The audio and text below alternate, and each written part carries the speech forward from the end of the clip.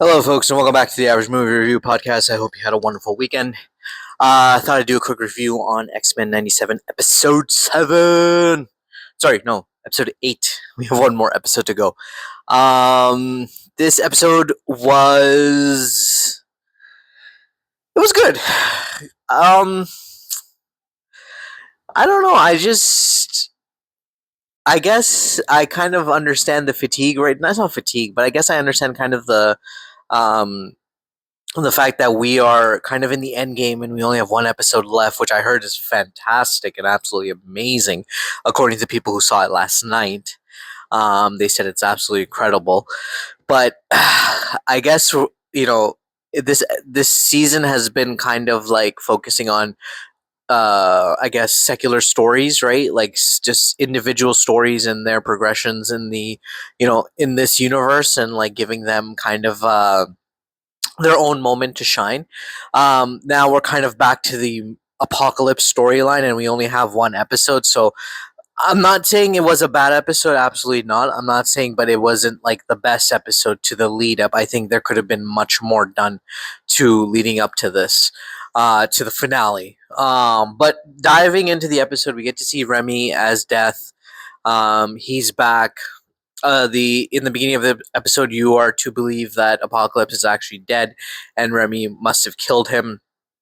Um, X Force joins with the X-Men. They come together. The new X-Men opening theme had Polaris and Bishop. I don't remember if it had it in the last episode, but they have it in this episode. That looked really good. I think I skipped the last one, so probably that's why I didn't see it. But I didn't skip it this one. The opening theme had Polaris and Bishop. That was pretty sick. I know that was a side thing, but going back to the episode itself, Rogue wakes up. She gets a dream, obviously kind of foretelling the future, telling her that Remy has gone completely bad and whatnot, and her guilt also for betraying Remy too, right? Because Remy died thinking that Rogue was in love with Magneto, which was not somewhat true, I guess, right?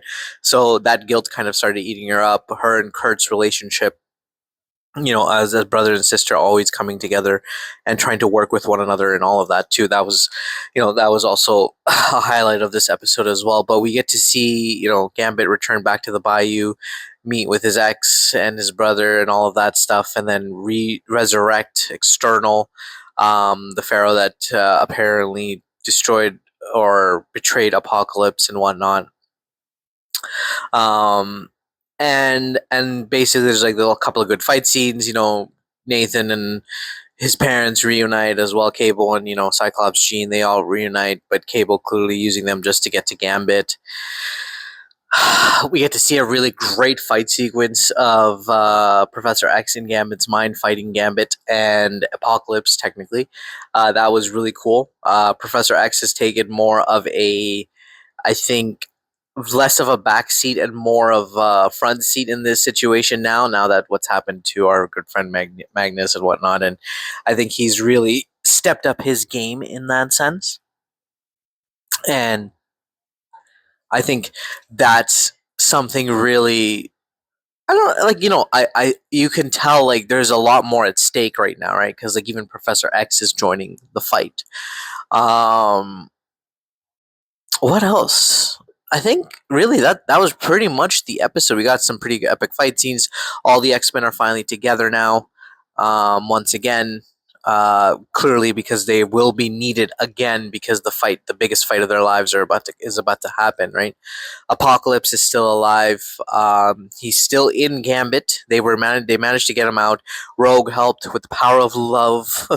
Was able to get Gambit out, but Apocalypse was still in his mind. He's still alive. He is still there. Nathan almost killed him, of course, trying to finish the job with his own singular purpose of just destroying Apocalypse, no matter what the cost is. But yeah, and then at the end of it, we get to see that X Force is now teaming up with whatever those guys are called, the government X team. I can't remember what they're called. Trying to get Gambit, most likely Apocalypse, trying to stop that as well.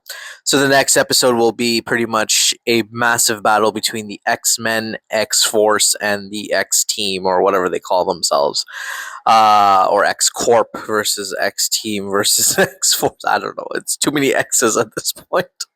But yeah, talking about the show, like, season one had surpassed all my expectations and completely blew me away. And I think because I had such high hopes and the way the season started, I think it kind of fall flat in the middle or fell flat in the middle, which kind of sucks to say because season one, like every episode was just absolutely incredible, right? Every episode flowed so well.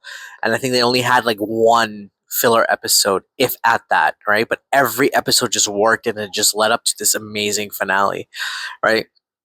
Of us not knowing whether the X-Men are alive or like whatever it was, like where they were and what this whole apocalypse storyline is. And I just feel like here we got to get we got apocalypse and then we kind of took a break and now we're back at it, but we only have like one or two more episodes. Like technically we only had two more episodes this episode happened, now we have one more episode, so there's a lot to fill in. But people are saying the finale will blow you away and it's absolutely incredible and it's going to be amazing and all of that stuff. So I'm really banking on that and I'm hoping that it is as good. I'm not saying this season has been terrible. No. Has it been better than episode season one? No, not at all. But or not at all. Like it's had its highs, but there's I think a few mids, not lows, just a few mids where it's like you could have done a little bit better. But giving each character their kind of spotlight moment, that was also a very good thing as well. I think we needed that, and that works, right?